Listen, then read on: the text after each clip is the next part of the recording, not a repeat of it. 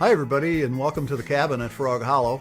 We're here today chronicling and tying some of the great patterns of the Great Lakes.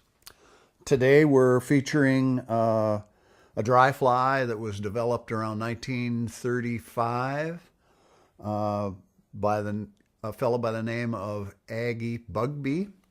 There's a couple versions of this fly. We're going to tie them both, but first let's start with this one. Simple fly. Tailing materials is Coachman brown, hackle barbels, peacock herl body, either wood duck or mallard side flank for the wings, upright and spent, and a Coachman brown hackle. Typically tied at that time, a 94840 Mustad hook. Today we're using a 6.0, might even be an 8.0 black thread. I think it's an 8.0. And let's tie it. The Cabin Coachman, a very popular fly for the North Branch of the Au Sable and any place else that there's a lot of, dark-bodied mayflies. So we're going to start by dressing the hook. Base layer thread down as usual. Helps us to control materials so they don't slide all over the place on a bare hook.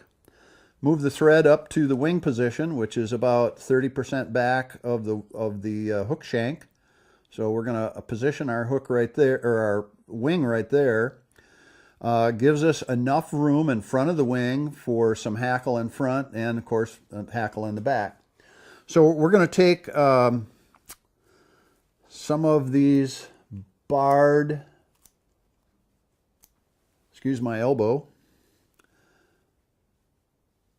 mallard flank, beautiful wing material. They have these little tiny barbs on them. You can see that in the camera, how nice those are. We're going to place that at one length of the hook shank, so we're right on, we're spot on. And let's lash that down. 1, 2, 3.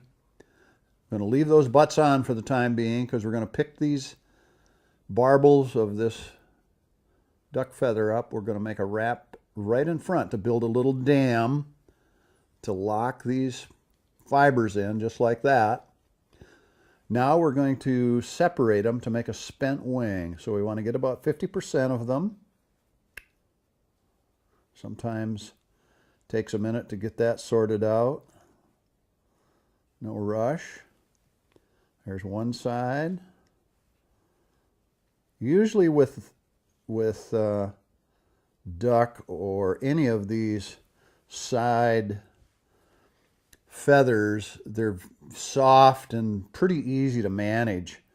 So looks like we're about 50-50 there. So those are spent and up and pointing a little bit forward. So now we're going to snip this material out. And we're going to add a spot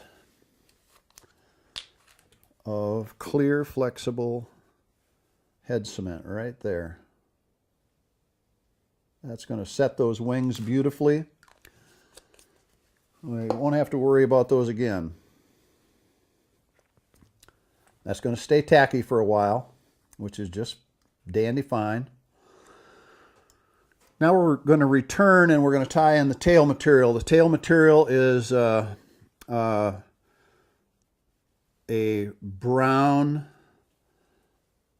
hackle barbel. Nice clump of those. We're going to measure the length of the hook shank, which we have right there, transfer to our left hand, and we're going to tie those in twice around. That looks about perfect. We're going to lash those butts of those barbels down so we have a nice flat body to work with. Now we're going to return and we're going to tie in our body material. Body material is a peacock central feather, and we're going to take one of these barbels off the side, and that is going to be our body material. So we're going to tie that in. Take that shaft all the way to the butt where those feathers were tied in, again, so we don't get any lumps and bumps for a tie-in area. And stop just short. And now we're going to Palmer wrap this forward to make this body. This is a beautiful fly. And of course, all the Coachmans, either whether it was a lead wing, a royal, whatever kind of Coachman it was, it always had peacock herl.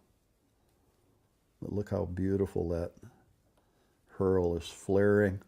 We got a nice taper to that body.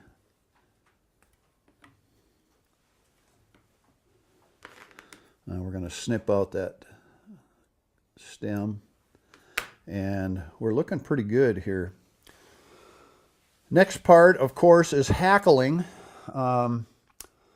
So this is a size 12.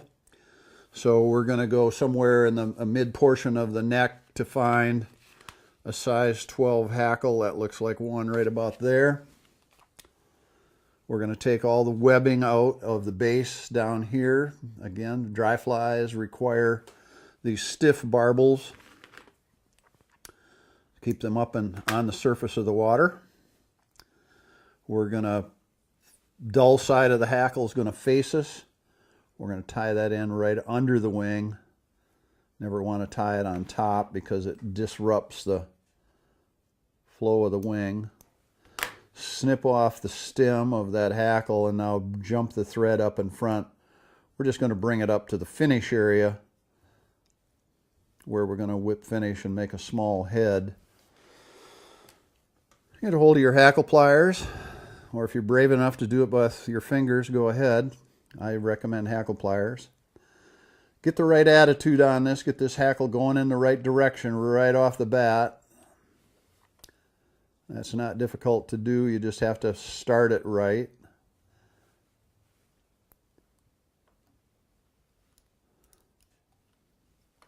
I'm going to jump up right behind the wing. Now we're going to pull that wing back there. Pull the wing back there, and we've locked those wings. Now that head cement's working for us right now because it's adding a little tacky base right there at the base of the wing. The hackle's going to be locked in. The wings are locked in.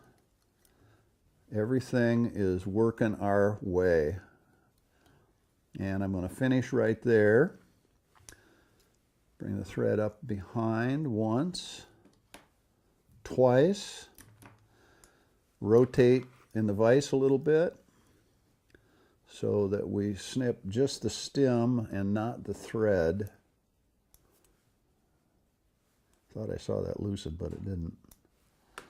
Well, that's out of there. Now, thumb and index finger, push those barbels back away from the eye. Make as few wraps as possible. Keep the fly light. It's a dry fly. So a very light head. 3-turn whip finish is fine. A little tug. A little snip. Position everything now where you want it, because that head cement is going to kick off and things are going to be permanent. And that is the cabin Coachman from around 1935.